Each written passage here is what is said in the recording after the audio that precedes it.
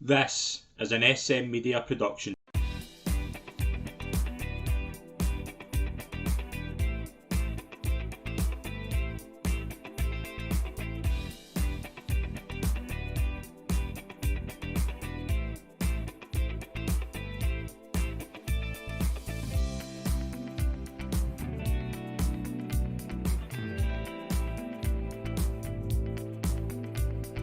Hi folks, and welcome to the latest episode of SM Media's Road to Cheltenham. I'm Scott McPike. It's a pleasure as always to be your host, and I'm delighted as always to be joined by from the Scottish Daily Mail, Calum McClurkin.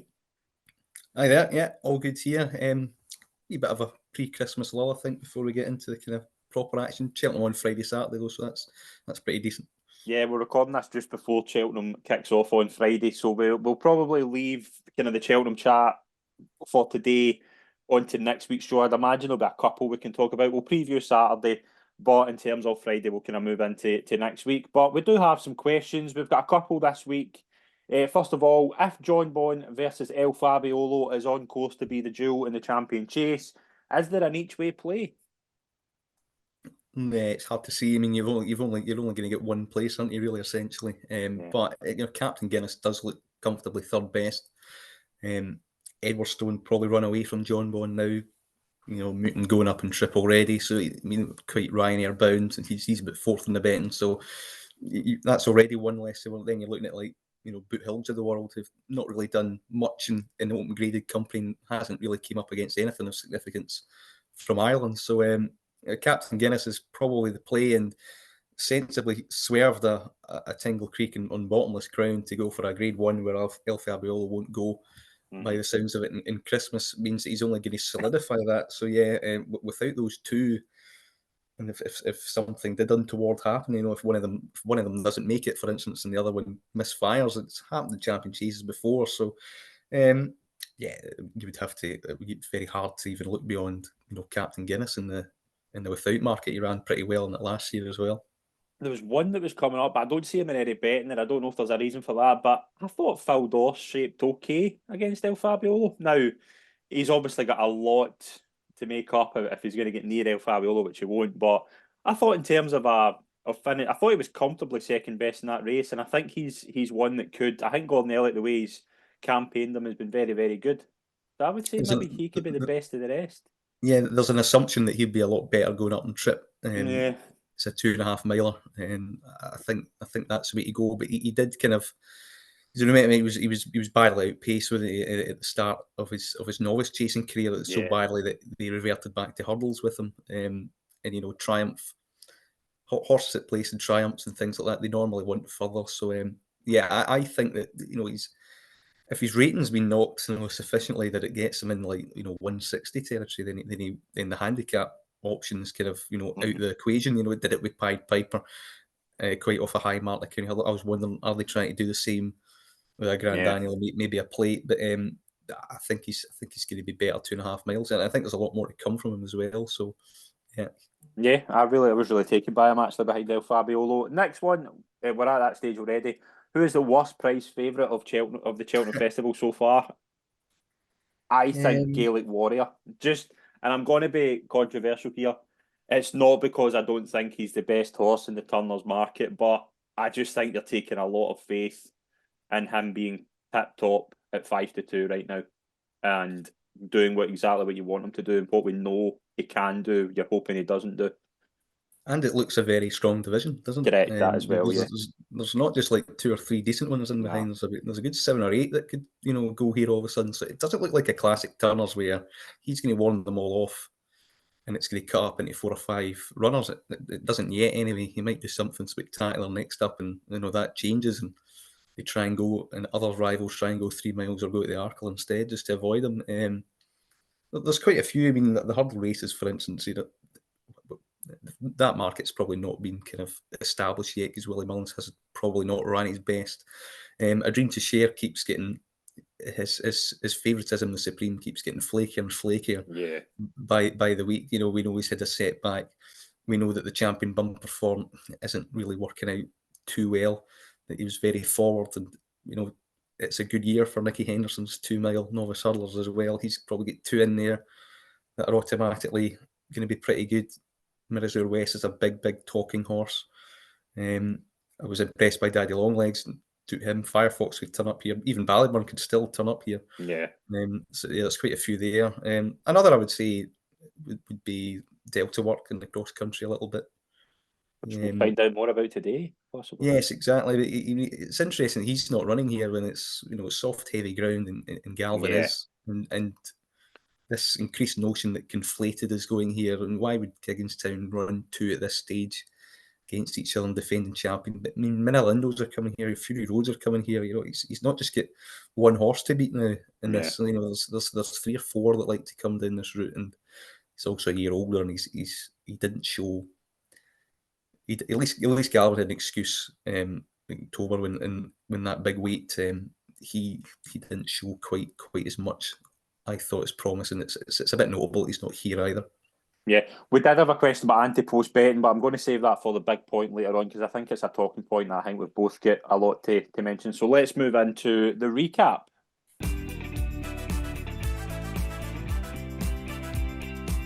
Start on Thursday. We saw a horse you've been taken by in the past in bumpers make a good start in his maiden hurdle. Chapeau du Soleil for the Richies and Willie Mullins. 4-6 winner, 2 mile 3. I thought there was a lot to take this. So Danocker jumped 2 out, but went clear. The way he went clear was impressive. Could be a horse maybe for a Bartlett or something like that. Yeah, he could go up and trip. I mean, that mistake at the second last didn't stop him at all. He was ridden to make all. So it's a classic trademark front running ride. He was a very good workhorse and a big hype horse for the champion bumper last year, and it didn't quite materialise. I think he just set back after a disappointing debut. Struggled to get him back. Wasn't quite the same, but he was plugging on at the finish. Suggests that quite a lot of these in the champion bumper, going further the better. He might have a bit of enough pace at the moment for a Ballymore thing. I mean, he does race quite enthusiastically, and the way he put it to bed was quite nice. So yeah, he's another one to note going forward and going up and trip. See where he ends up. Yeah, absolutely. We'll move into Friday in Sandown. Couple to mention. We'll start with the Winter Novices Hurdle, which was won by the Skeltons with Deafening Silence. I thought this was a decent race, actually. I think there's a few to take out of this. Like, I think the other 3, like south of the border, obviously had made a bad mistake. I thought he was going pretty well, actually. Insurrection was second, but Deafening Silence won. What was your takeaways from this race? Yeah, south of the border just hit a flat spot when it mattered. He's probably going to stay on. I don't think he was going to win though. I mean, I think Deaf and Silence had that were quite comfortable in the back. They had all kind of like from big yards were quite well represented, and it was quite open and it's another skeleton horse that's improved for the run. And yeah, I mean he's 2025, so the battle that sounds probably about right. They like to go to Warwick, places like that with their stairs. Charlo, maybe? Yeah, they could do maybe a quick turnaround, but they might go there. But yeah, it's certainly he's a very good stayer and stuff. But I mean, I'd imagine a bit like campaign like maybe Grey Dawning was something like that. Yeah, possibly. Let's move into the Grade 2 Novices Chase. I really enjoyed this race, actually. 2 really good horses. Stay Away Faye beat Giovinco. We'll start with Stay Away Faye. Again, just doesn't know when he's beat. Just a phenomenal stayer. Right favourite for the kind of Brown Advisory. Yeah, I he's really thought he's that. done the most, hasn't he, at the moment? Yeah. He's a real grinder, and if he's there around the finish, he's going to be very, very hard to pass. So at Albert Bartlett when he took it up with half mile to go, and he just fended them all off left, right, and centre. He's been in trouble in his 2 races before, and he still keeps keeps galloping, keeps grinding away, and he will outstay if it becomes a slog. His jumping is fine, so I don't think jumping wise it'll be a problem. It'll just be like maybe a bit like Jerry Colombe last year and saying, is there the kind of required pace down the hill that might get you a bit too far back, and one up there stays there and can just maybe put it to bed a bit quicker. Giovinco was travelling all over him. Yeah.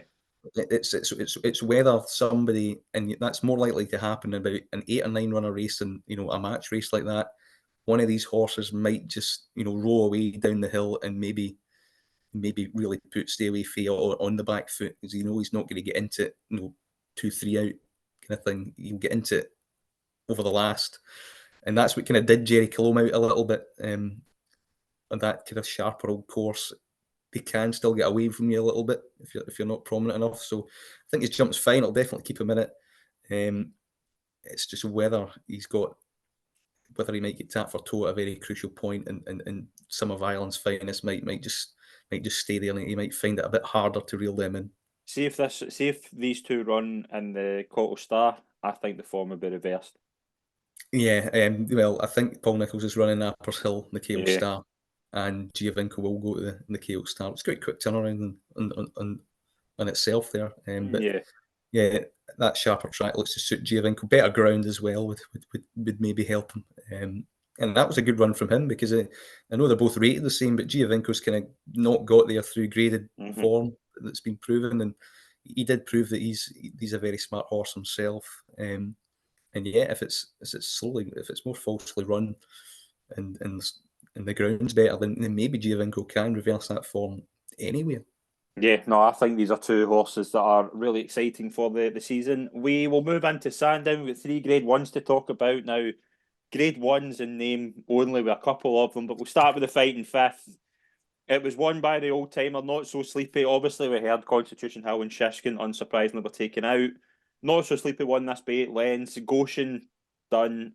The two mares, before we get into talk about the winner, the two mares, I was very surprised by how they both ran. I thought Love Envoy just didn't handle it at the start. Had the bad jump at the first. You Wear It Well, I thought was tracking into the race fine, but just didn't really quicken on. In terms of the mares hurdle, you would have thought they would have stepped up a bit here. Now, the ground was disgusting. We can get into that, but I just didn't get anything out the two of these that I thought I would. Yeah, I was a bit disappointed in both. At least Love Envoy ran on quite well at the end. Yeah. She was probably outpaced early on, but she was coming back from an injury and a long layoff. So seeing her run on again was pretty pleasing, because she is a 2.5 miler. Likes it quite soft anyway. She was just outpaced by the veteran 2 miler up top. He's actually quite a good flat season, and held his form okay, and he's done enough to win. And he's got a grade 1 out of it. So it's all good for him. Whether it merits a £7 rise back into 160 company is Really? another matter. But yeah, and You Wear It Well, I found was quite disappointing, given she race fit, and these mares novices, they might not quite hit the heights of mares hurdle territory. And it was a performance that's going to now put Willie Mullins as getting the top 4 in the market for the mares hurdle after that, and you can kind of see why, to be honest. Yeah. Wanted to ask you about Constitution Hill and Shishkin. I wasn't surprised with Constitution Hill, but with Shishkin, it means now going into a King George without a run. I think I'd be less and less confident with him now. Apparently, he's had a gallop around Kempton, and he went off fine. So it's just whether you just can't trust him, full stop, at the moment. And he's at least you're now kind of, if you didn't want to trust him, at least you're kind of dealing at 8-9 to 1 territory now, rather than this kind of ridiculously short kind of stuff. But I mean, it's just so much to not to try. I mean, you've got no idea what would happen with him going right-handed. It'll suit, but Kempton, sharp enough track. He seems Yeah. to just be getting a bit slower, and there's a bit of temperament that's obviously there as well now. So you You just go with don't the get. phrase. You go with the phrase "boomer bust" a lot. I don't see him finishing third. He's either going to win or be completely away with it. I just don't see him doing anything. I can just see that happening. It's conceivable, but I mean, even now he's not coming in with a run at all. It's going to be. It's not going to be straightforward to do that. Even if this King George looks like it as a kind of an open look to it with quite a few to prove. Constitution Hill going out was no surprise. I think it was the right decision. The ground there was awful. He's going to run. He's going to run in a couple of weeks anyway at Kempton anyway.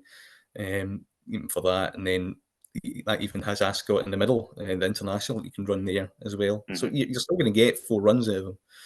So it's just the kind of the needless soap opera of it in behind of the owner saying one thing, the trainer saying one thing about every hour of every day. And it's just like, just make a decision and settle on it, and everyone be, either understanding or not. It's their. I mean, their indecision is final. That's what it seems like, and somebody's keen to go, somebody's not keen to go. It's just a conversation that you normally have behind closed doors. I don't really see the need to go to the press as often that they do. Probably shouldn't be saying that as a journalist type. You I know, want to but talk, you want to be talk all the time, but I really didn't see what was to gain out of it all. Really, he's just kind of Nick Anderson does put his heart on his sleeve like that all the time, and fair play to him. But they have come to the right decision there, because Aintree was even worse though, and at that ground it was. I mean, they're finishing absolutely legless, regardless of trip, pace, or whatever. We'll get into Aintree. Let's move into the Henry VIII Novices Chase. I thought JPR1 was going to do it, but again, just makes an awful jump. But big one for Gary Moore and Le Patron, beat Colin O'Harry. I don't think this is going to translate anything into Cheltenham, but overall, you're looking more at the training and saying it's a big one for him, but I just don't see how any of this relates to Cheltenham. It was sad, obviously, what happened to SEO as well. Just a really kind of weird race, wasn't it? Yeah, Grade 1, the 2 mile British novice chasers aren't up to top level scratch. So I mean, it's hard to see this being relevant come springtime, but it's a big win for Le Patron, a good training performance. The second, Colonel Harry, shaped quite like That's All Right Gino did last year, and Possibly, think, that might be one for a handicap next year. Up £11 to 148. I mean, Le Patron up 17 to 150. Just because it's a Grade 1 doesn't mean the handicapper should take that form quite literally. Stay Away Faye has got the same rating as Le Patron. I mean, it's just, I mean, that the warp system of handicapping, right? I mean, no wonder it's so. I mean, Le Patron could have run in a Class 3 open handicap or a Grade 1 novice chase. That's the kind of level.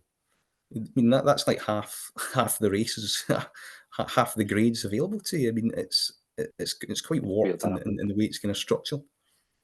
Yeah, it is.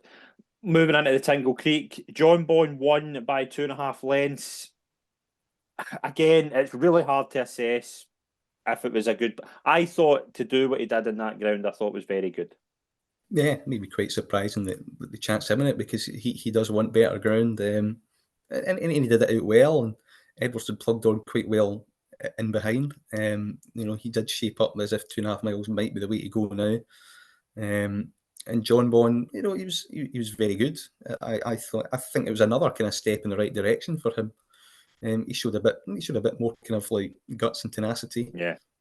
Rather than these kind of polished jumping, and he can be running with a bit of restraint as well to get home properly. So thought he dug it down well. I'd imagine he's going to take quite a lengthy break to get over that, and he has been on the go quite often for a horse his age. So he's had quite a fair few runs. Again, it was a credible performance, and along with Fabiolo, can see why he's been completely unchanged in the champion chase market. Yeah, I think that's probably as good a performance as you were hoping he would do. Aintree, few to mention. Zambella won the mare's chase there. She did what she can do, jumps really well, won that by 17 lengths. You can argue she hasn't beaten very much, but she will set a standard in kind of the British kind of tier of the mares division in terms of chasing. She'll come up against some better Irish horses, but overall, I thought this was quite good. Again, on horrendous ground. 5 minutes 43 seconds. That time was. Yeah, it was. Some of it was quite hard to watch, actually. It was. To be honest, it was almost borderline unraceable. I thought anyway.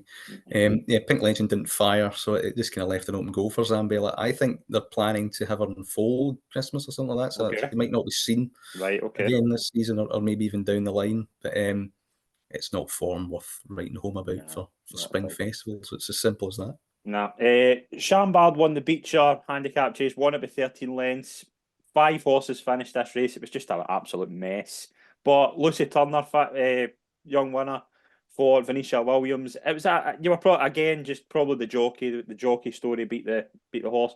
Chambard is capable. Was always capable of a pot like this. And yeah, I mean, won at 40 to 1 in a Kim Muir a couple of seasons ago with the same rider. So yeah, he's an admirable veteran that likes it when the mud flies and stays home the best.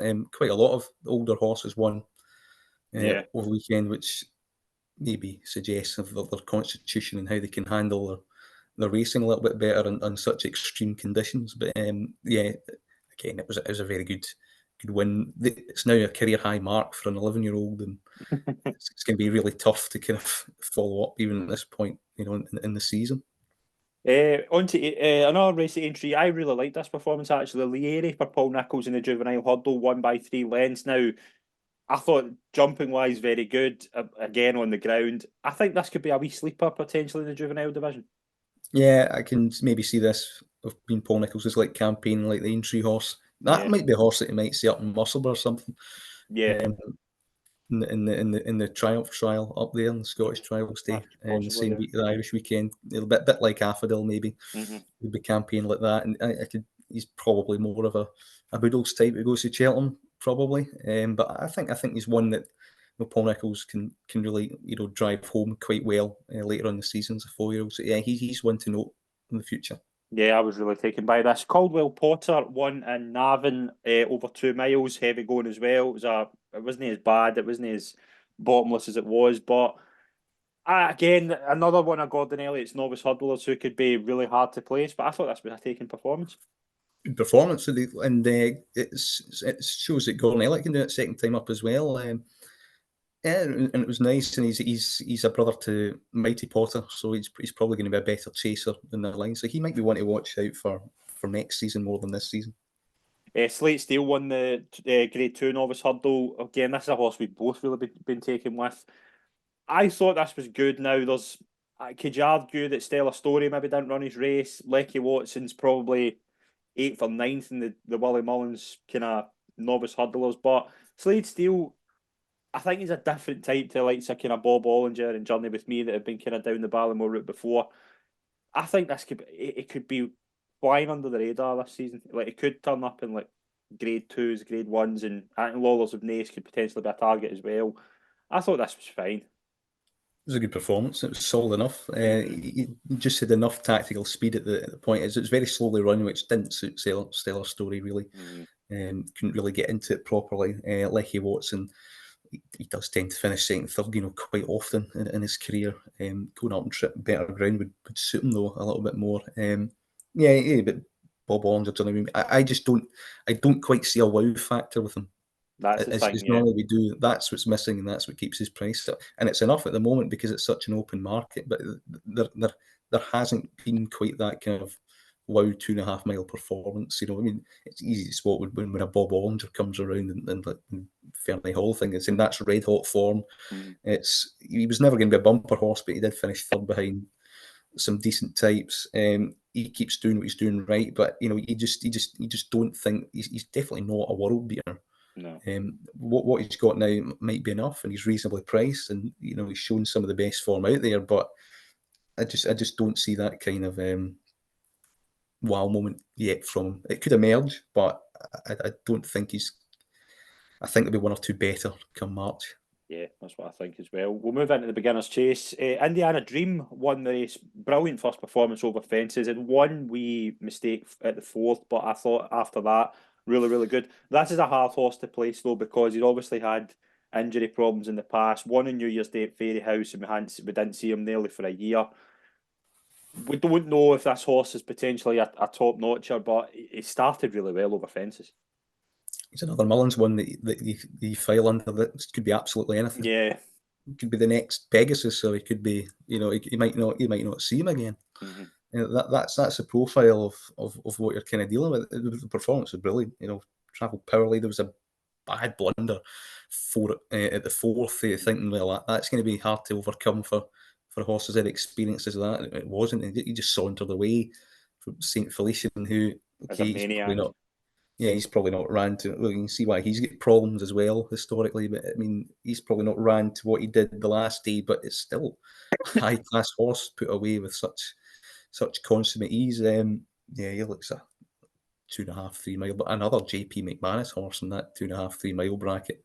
Novice chasing that. I mean, how he splits them up is going to be quite the challenge, I would think. Match But yeah, bet Gaelic Warrior versus JP McManus. Who do you back? the GP against the field. I mean, definitely the McManus battalion. If we get 2 or 3 fighting us against Gaelic Warrior, as long as you keep Gaelic Warrior to the outside, so he jumps the wrong way around, really. Yeah, but I thought, and it was just another very team performance. You just wonder where he's going to go next.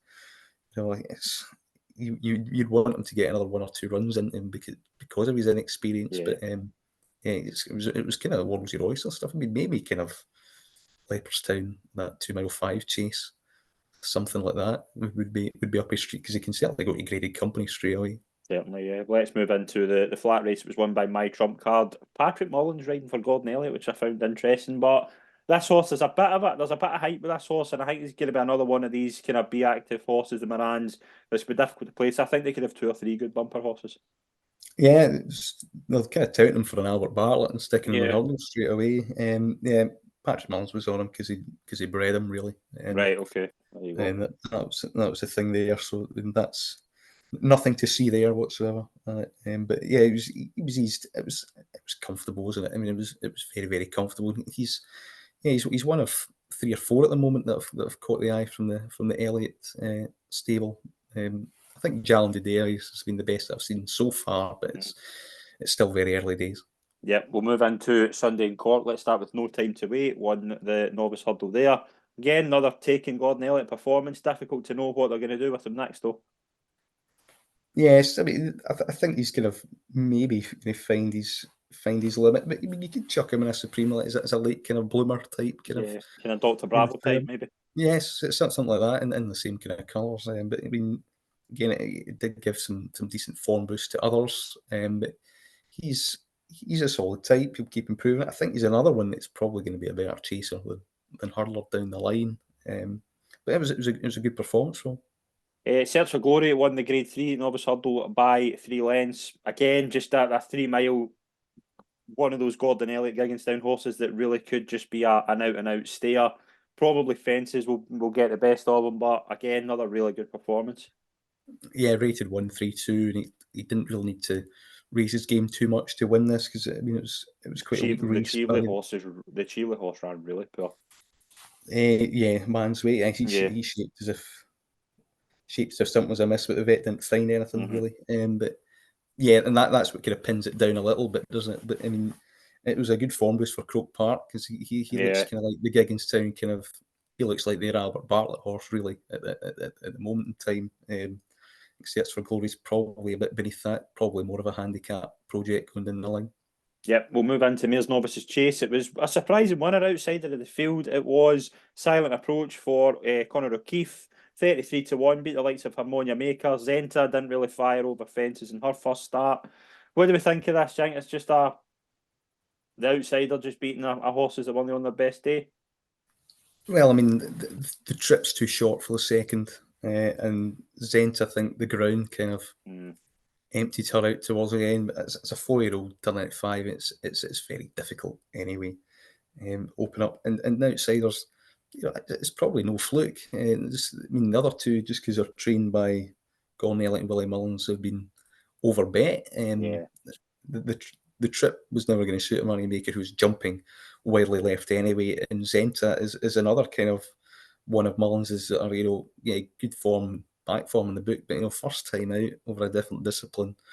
Some of them have needed it badly, and coming 2 out, she looked like she needed the run badly. And I think better ground would have suited as well. So it was just a race that didn't quite work out as expected. But the outsider was probably quite decent. Can I see any of these making another impact in spring? Not really. One horse that should make an impact in the spring is El Fabiolo, won the Hilly Way. Again, just a really good seasonal reappearance. What do we think? What do we think of this? I think it was exactly what you hoped for. I think it was better. What was your thoughts? It's picking up where he left off last season, and everything that he does, it's exactly the same. It's a bit harem scarum, but the engine is just unbelievable, and his constitution is unbelievable. That it will get him out of trouble time and time again, and it did. He was a bit awkward at the second, and the last he didn't land and running. But when Paul Tenney was just going gradually through the gears, it's that effortless power that all the best top class horses have, and he just has it. And there's probably a lot of scope to improve from him if he does harness it properly. But the way he operates is kind of how he's kind of made as well. So I thought it was pretty impressive, to be honest.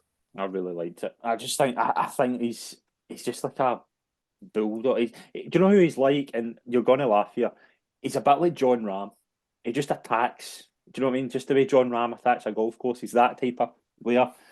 Just that type of horse, just to attack everything. And I just think he's got the power. I don't think there's any way Jonbon beats him if El Fabiolo's on his day.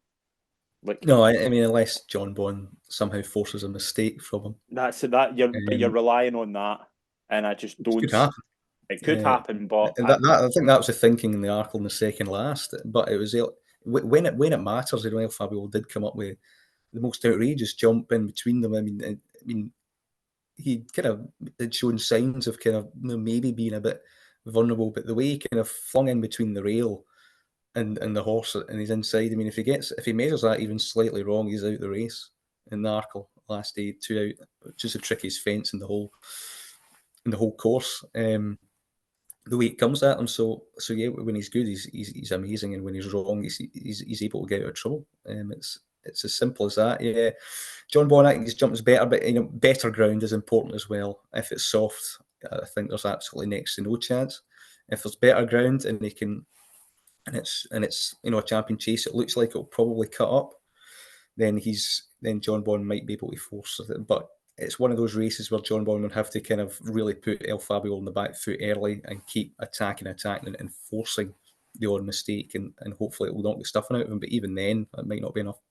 where next? Where, like, if you were to assess where they go from now to Cheltenham, both of them, what would you do? Would you just go Kempton with Jonbon, maybe something else in between, and El Fabiolo? Because like El Fabiolo's been lightly raced since he really came on the scene. To be honest, they haven't gave him too many runs. So And he's a year younger as well. yeah, So, I mean, there's even more to think that he should be the one that should improve more because of that, is because he's more unexposed. They both could meet in the Clarence house. do you It's think they the would do odd. that? I would be surprised if either of them lined up there. I think one of them will, and the Think other so? one will do their best to dodge it, Yeah. and then meet at Cheltenham. That's what I would think would be likely. Um, yeah, I mean, that's a race. I mean, there's not a lot of kind of 2 mile chase options in Ireland, No. really. And that's why they kind of come over here for the Clarence House and things like that. Yeah, maybe Jonbon will go somewhere else. Maybe he'll actually have a break. He's been on the go quite a bit already. Yeah. So yeah, it's hard to judge. The Clarence House is a logical route for them both, but with the kind of wow factor of taking them on and the fact it's been 1-1, it's kind of already been billed for Cheltenham rather than Ascot. And GP McManus has already been on record saying we don't want to meet this guy until Cheltenham, really. And I think El Fabio connections might have the similar kind of idea. So it's a wait and see. Yeah, we'll move into Tuesday in Leopardstown. There are quite a few horses to mention, actually, all trained by Willie Mullins. We'll start with Embassy Gardens, 1 over 2 miles, 7.5 furlongs in a beginner's chase. This was a hurdler last season who we thought was a bit overrated. First time out over fences, I thought he was really good. Yeah, I'm not sure he's overrated. He was favourite for Albert Bartlett, and that looked the wrong race for him, and he Yeah, didn't handle it at all. He was, too free all over the place. Um, I doubt his resolution in the battle, and he didn't have to battle here. nah. You'll find out a lot more Upton grade. Surprised. I'm surprised I thought about National Hunt Chase. That to me would not be He does look unless it like really he caught does up. look like he does look like a kind of steer. Mm-hmm. The further he goes, the better he is, kind of thing. But I think he's a bit of class about him as well. Like, I think I would be surprised if they maybe come back to the kind of Brown advisor or something like that. Because I think he's got too much. You could see him line up in an Irish national this season. Yeah, something like that. Yeah, yeah, possibly. Blizzard of Oz won for the Menier and Swede team. This again difficult horse to place. It you first thought first thing kind of came to your head was it could be a Bartlett horse, but I thought it again showed a nice wee turn of foot as well. Yeah, I think he needs to jump better to be a factor in a red hot Ballymore division at the Yeah, moment. But again, hurdles are settling down a little bit. Just get an impression that quite a lot of Mullins' horses that they're kind of teaching them how to race and kind of just taking the lid off them a little bit. And I think getting them to settle is almost as important as kind of winning at this stage in their career because they've got so many to juggle that they need to kind of train them that way. Really, yeah. I would think.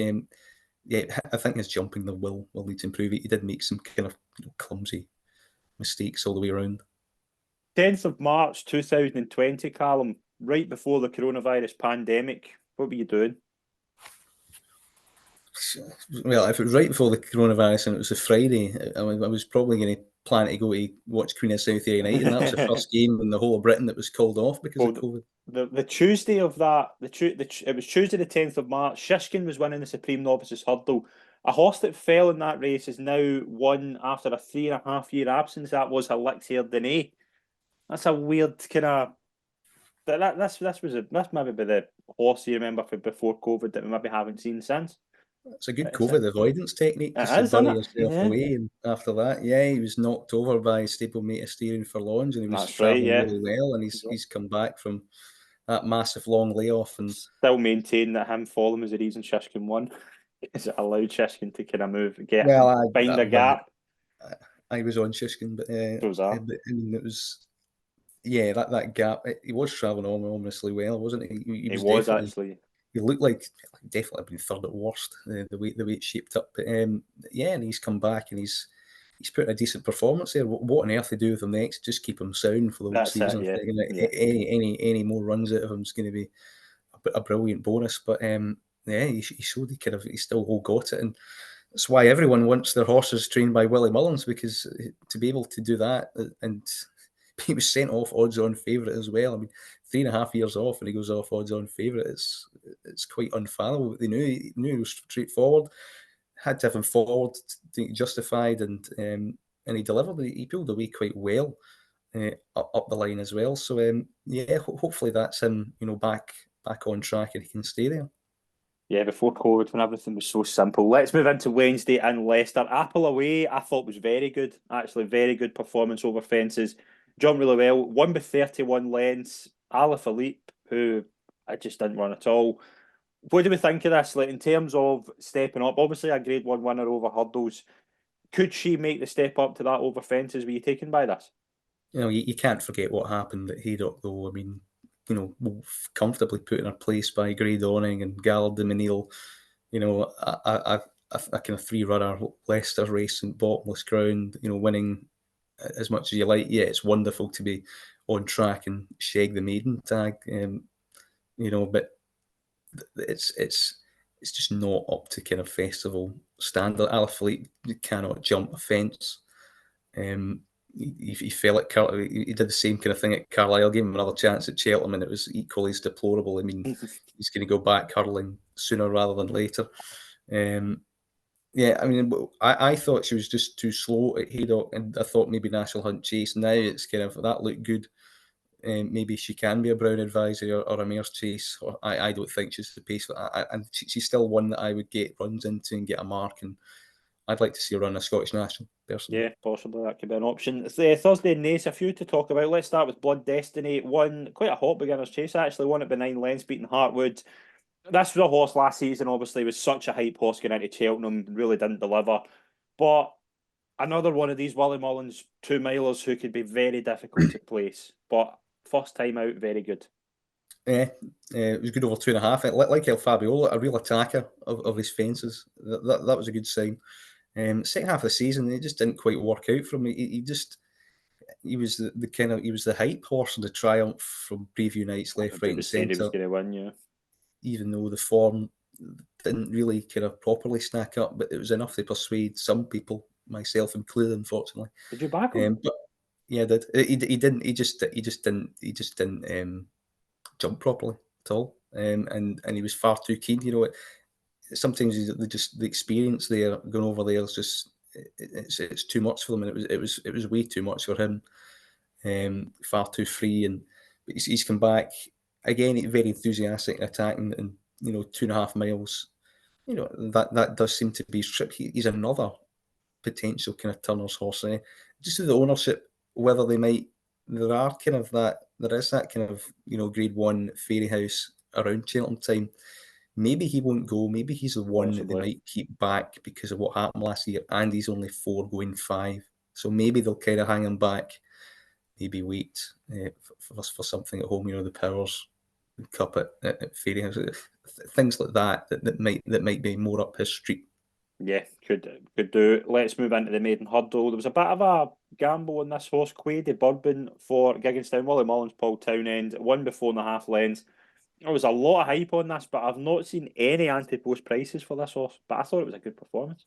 No, he'd probably missed by quite a few, I'd imagine. He was impressive. The other one was impressive only by night. Yeah, There's that an as well. also Yeah, losing Gavin Cromwell's. That was wildly impressive. That's proper kind of like a borderline favouritism for Mayor's Novice Hurl stuff. That I would have thought. I mean, both of them again, interesting types to go forward. Just need to kind of wait to see them properly upped in class to kind of see where their kind of true potential lies. yeah, absolutely. Let's move into what's coming up this weekend.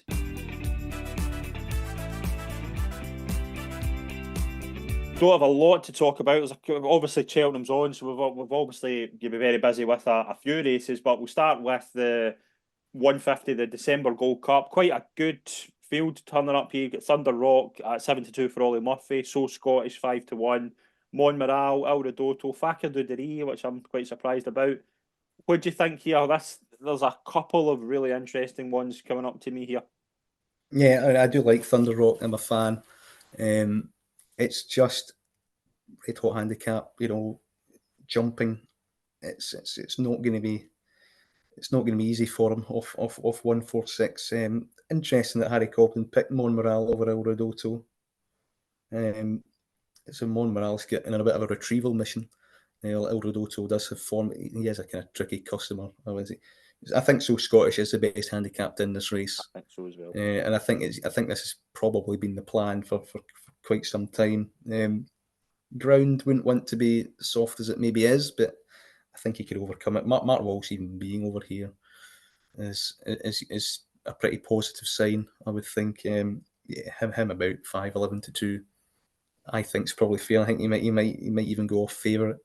Yeah, I'm kind of in the So Scottish camp as well. Like to see how Monmiral returns after a wind up. I think this horse has been screaming out for a decent handicap, but I do think So Scottish. I have a wee saver on Grandeur Domain for Alan King. I thought really good performance last time out. I think it was Werribee he run, so I would have a wee saver on him. But I think this is quite a hot handicap actually. 225, we have the daily handicap chase. Some good runners coming up for this. Broadway Boy, obviously smart novice. You've got Protectorate in there. He's in a massive recovery mission after the Betfair chase. Like anything in this? Yeah, I thought 300-3-5 sheep quite well last year in second. And there is definitely a race in that mark. He just tends to always keep bumping into one. And Broadway Boys, done barely anything wrong this season. Going into handicap makes life a bit, a little bit tougher, in an open company. But, Protectorate's making the weights, really handy for everyone else in this. The moment I'd probably side with Broadway Boy. He's top of the market. But, Melina Girl's a good stayer down there. Big weight increase though. City Chief should improve for his run out the last day. So there's a lot of dangers. It's a nice kind of tight, neat handicap I think this would be for quite a this good race. level. Yeah, it's quite a good race. The 3 o'clock is the Grade 2 Albert Bartlett Novices Hurdle, registered as the Bristol.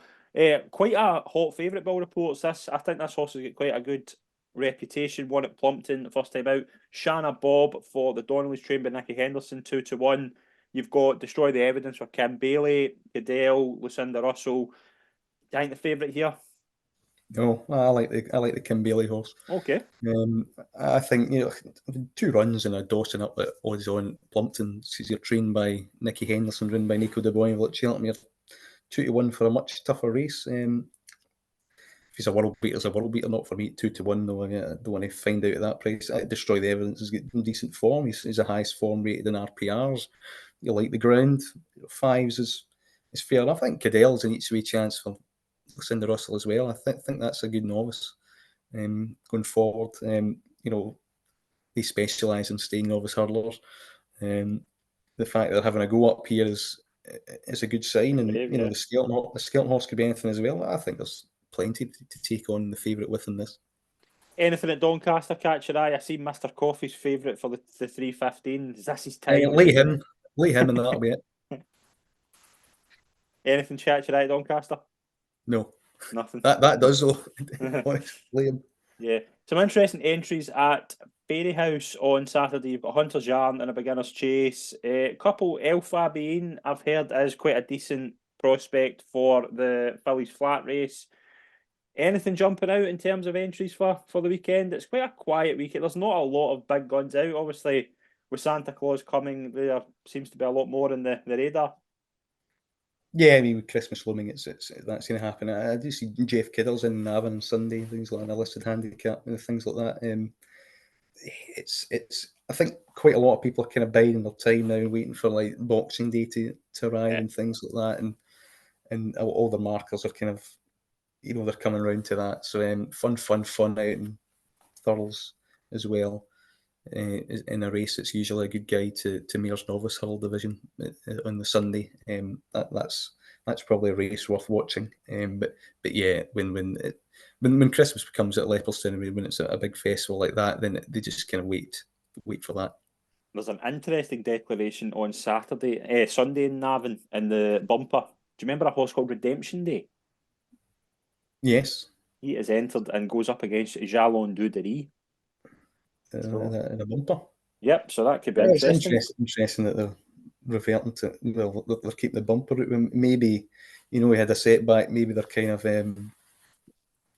holding them back a little bit, and Yeah, that's I'd kind of imagine. for fitness, and then maybe going over hurdles, because the Supreme seemed to be the plan, long term plan for him.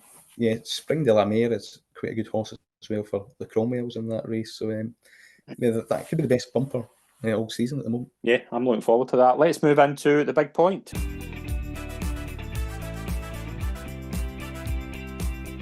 Calum, we did have a question at the start of the show about, is ante-post betting before non-runner no bet becoming a waste of time?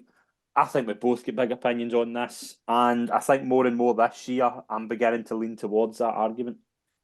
It's a lot tougher, isn't it? When you're talking about COVID earlier on, I think it was around COVID time where it did become tough, because a lot of people had like more time to look at things and markets and assess things, because it was so dormant that was the only thing that you could really do. Yeah, I think there is little bits here and there that you could possibly get, but when the power is concentrated largely, probably seen it in this show today, in Willie Mullins's door, and you're Yeah. kind of waiting for quite a few of his best to really show their true form, you kind of, a lot of it's a guessing game anyway, but you're all of a sudden going into it completely blind rather than seeing a lot. So it's very hard to compare and contrast, and it always has been difficult. But yeah, the prices aren't as good. There are more. It's more geared towards Cheltenham than ever before the National Hunt game. So you're seeing horses run less and less, which means there's less and less evidence to go on and take prices further out. And the power is concentrated. These kind of super trainers, quite often, they can split them up in ways that you wouldn't really expect. So yeah, it is. I don't think it's completely dead in the water, but it is definitely a lot tougher. Yeah, I just think as well, I think you've kind of mentioned there about the amount of time people have to look at anti-post markets. It's the same as well when you're hearing I think a lot more recently, I don't know what you think, but in the past few years, trainers are very, very bullish now in terms of what they were maybe 5 years ago. Like, for example, Jericho De Repene, Nicky Henderson's coming out and saying he's got 10 more like him. So immediately people are looking at Nicky Henderson novices and just backing them, because he said it might not even be in the radar of that conversation, but just because it was a wee nugget from him. And we've seen it with the anti-post, like the horse, I forget the horse, the McNeil horse for Nichols. I think Mick Fitzgerald gave it a big mention, and you just seen the price plummet. Mr. Policeman's another one. Like horses like that, haven't seen enough, but just because a wee nugget, and you hear, and the price just plummets, and there's no value. And you could back the horse. The horse could be a complete disaster. Stage Star example. Stage Star didn't have a great season. Goes out to a really backable price, wins the Turners. So you better waiting. Well, I thought last year, I looked at some anti-post kind of sheets I had, and a lot of the horses that won were better prices in the day than they were when they were back. When I was even backing them. So There was a study after Christmas, the New Year, that on the day 87% of horses were a better price on the day than they were at Christmas time, and that's the kind of book that they're playing at. So I mean, it's very I mean, you've probably got a 1 in 10 chance of actually getting a price and getting the winner correctly, at best, and that's they have to get there as well. But yeah, that's it's also the nature of the game. Um, it's all of it. A lot of it's quite for enjoyment, not necessarily relentlessly winning all the time. Yeah, Yeah, there are moments. I mean, Mr. Policeman. I mean, he's one that's kind of on reputation. They find out who the owner is. They know the colours, and history tells you, well, that type of horse will win that race. I don't need to see it run once, twice to kind of have that confirm the mind. If I yeah, can pinch, 6 to 8 points here or there. Now it can work both ways, because I mean, when that was being trimmed in the Arkle, you can look at Facile Vega going at about 5-6 to 1 and think this horse with a setback is second supreme. Then made that right at Punchestown. I think he's definitely going to be the number one Arkle horse. So why is this not being back to close into Marine Nationale? Things like that. I mean, in hindsight, it's the biggest, most wonderful thing in this game, if we to look at it that way. But yeah, it's just tough at the minute. Like a lot of things are. It's just a lot. It's a lot harder than it was.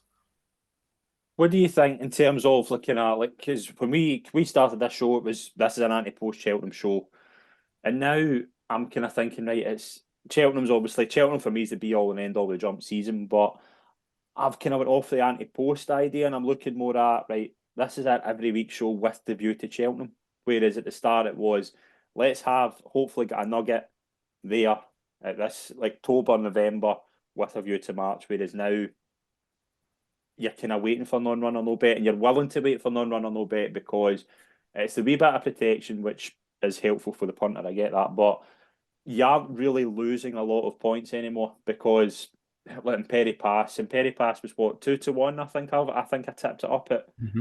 7-4. It went off like 5-2 because it was a massive gambling Hermes Allen. So you're getting by waiting, you're getting a bit of value, and things can change so much. Like how many horses last year that you fancied going into Cheltenham with the change of ground, like the year, remember the year Sir Gerhard won the Ballymore, the complete crack up in ground, and that a lot of horses we fancied we completely went off them because of the ground. And you're batting a horse in November, and all it takes is somebody watering a track, and your bet's up in smoke.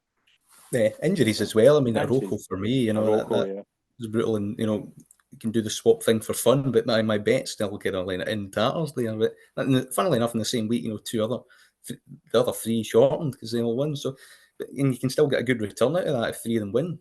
So, I mean, that's the thing. So there can be a roundabout way of protecting your thing. With non-run or no bet, you just have to be prepared to take a bad price for that added security.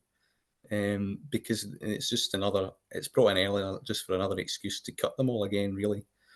And that's why it's probably better waiting a day, because at least you'll know the ground, you know who's riding it, yeah. you know the opposition, you know a lot more, and you're getting a better price for it, really.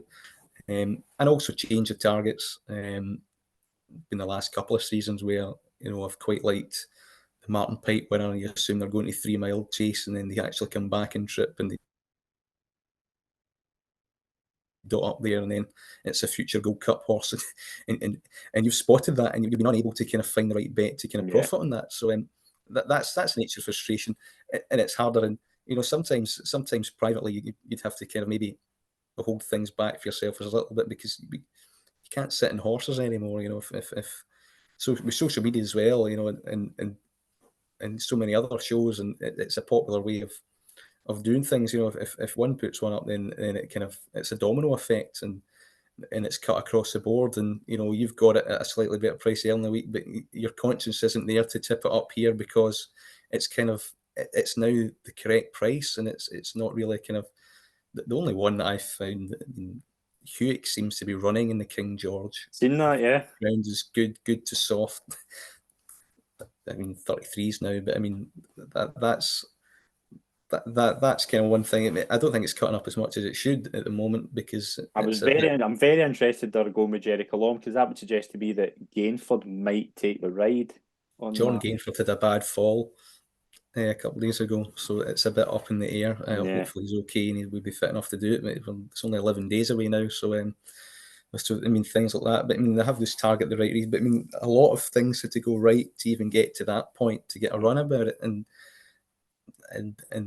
things like that. So and that's still no guarantee that he's going to like nick third or something and get a decent each way period. But it's a kind of level of outside the box thinking It needs sometimes to that be, you need yeah. to be to kind of for everything to land. There are 3 or 4 that I do quite like, horses wise, and some have gone by the wayside and some of them have shortened dramatically. But there's a lot more guesswork involved, and it's just harder when you're dealing with a very compressed market. Because we're doing it as well. Like last seat, like they would, like for example, like other anti-post shows, they would do an anti-post pick every week, and now they're doing like, oh, we're doing 10, like we've got a team of 10 kind of thing. So they're struggling. But Yeah, well, I don't think they're struggling. It just can you kind of. I think everyone knows how tight the market is. It's a lot of people like doing these things. Like, can you actually, come on here and justify picking like Halkidou to Bert at 8-10 to 1? Well, yeah, I've done it in the background, but I mean, she does have a bit to find the top two. Top two, I don't necessarily like. You can beat her, but I mean, the next run with her is going to be the old boomer bust analogy, isn't it? I mean, it's that will confirm if she's up to that grade or not, and you'd want that kind of security before taking on top two that I don't particularly like, but they do set the standard kind of thing. So, but then again, if you sit on it, it will probably be trimmed into 5s or 6s if she does go and prove herself, and they'll be out, and then it'll be like you might have like 5-1 the top 3, and she's a springer in the pack. So maybe we're kind of being too kind of, and then you get demotivated because you're looking at the prices and you think I can't really do that, and you just kind of either keep your powder dry or kind of do the scattergun approach and kind of hope for the best a little bit. Yeah, and it does confuse you. It does does get to you as well because you want to play, we want to do it, but every fibre in your body now is saying this isn't. It's just not right. Something's not right about this. It's whether it's the price, whether it's the trainer, whether it's form, whether it's ground, whether it's the target. There's usually big doubts about something that holds you back at the moment.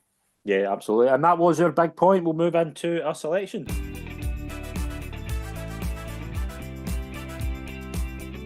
Callum, have we anything for Cheltenham this week? Or are we willing to wait?